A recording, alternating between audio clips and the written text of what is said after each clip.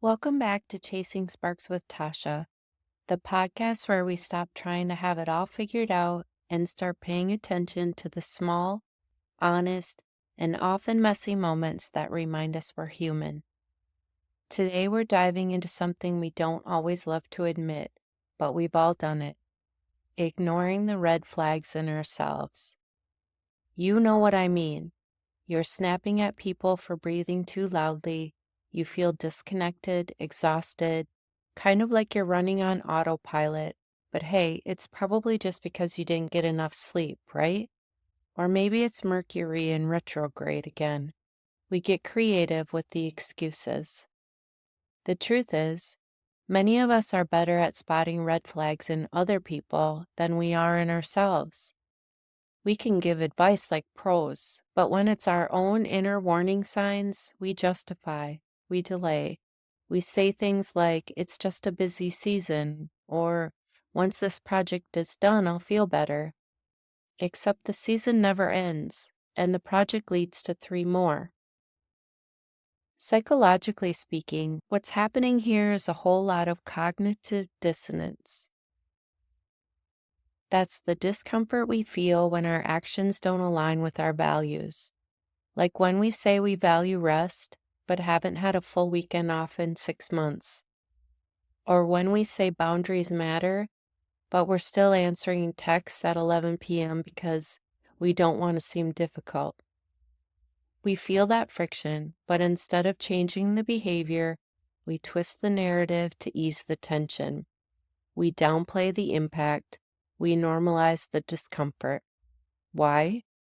Because facing the truth requires action, and action means change. And change is scary. Even when things are hard, the familiar is comfortable. It's the devil you know. So we silence the discomfort, smooth over the tension, and tell ourselves that ignoring the red flags is just us being resilient. But that kind of resilience, it's not strength, it's survival. And when survival becomes your baseline, you stop noticing how burnt out, unfulfilled, or misaligned you really are. You just keep going because that's what you've always done. Now, let's talk about upper limit problem, a concept from psychologist Gay Hendricks that basically says we all have an internal thermostat for how much success, happiness, or peace we believe we're allowed to have. When life starts to feel too good, we self-sabotage to bring it down to what feels familiar. So if you've ever found yourself thriving only to pick a fight, procrastinate, ghost your goals, or doubt yourself, that's your upper limit at work. Ignoring red flags in ourselves is often less about not noticing and more about not believing we deserve to feel better. And because we've been trained, especially in certain cultures, families, professional environments, to just deal with it, we get gold stars for tolerating what we were never meant to normalize. It shows up in phrases like, that's just how work is, or everyone's tired, it's not a big deal, or I'm probably overreacting. You're not overreacting, you're overriding, and there's a difference. Sometimes the red flag is physical. Your body is screaming at you, fatigue, brain fog, headaches, but you push through because you got stuff to do. Other times it's emotional. You feel disconnected, resentful, even numb, but you chalk it up to stress. Or it's behavioral. You stop reaching out, stop creating, stop dreaming.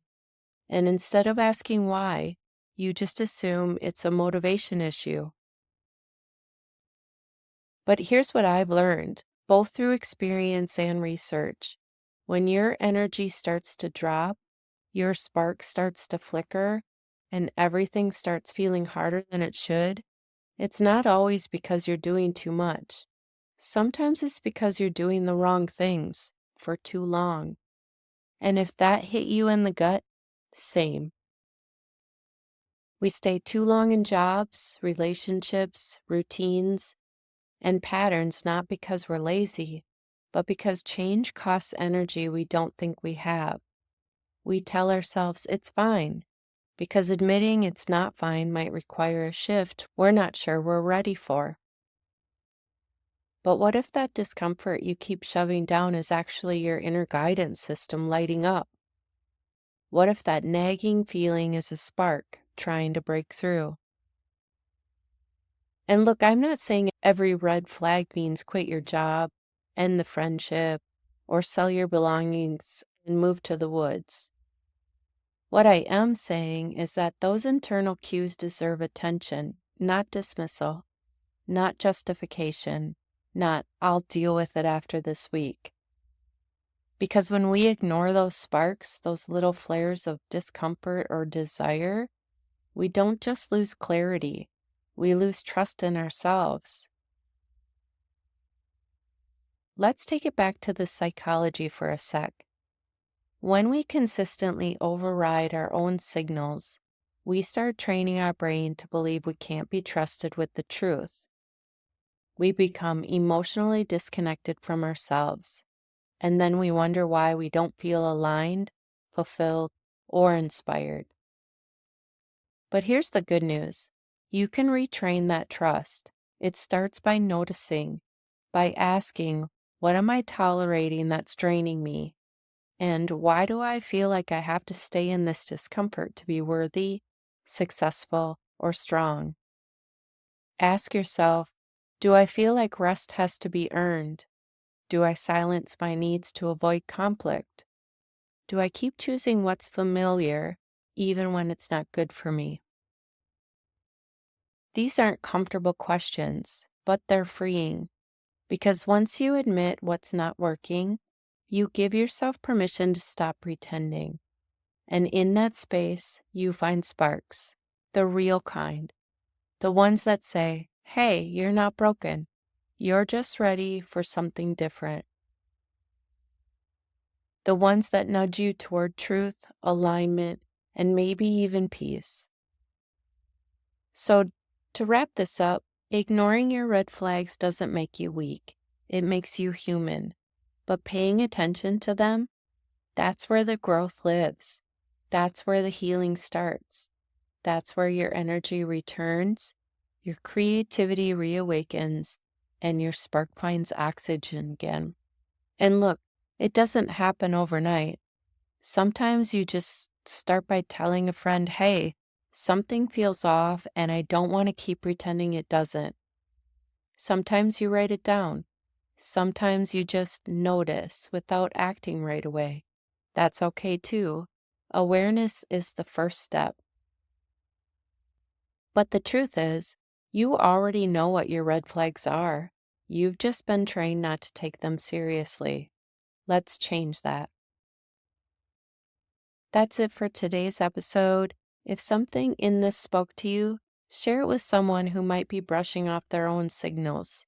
Leave a comment or review, and don't forget to subscribe so you don't miss what's next.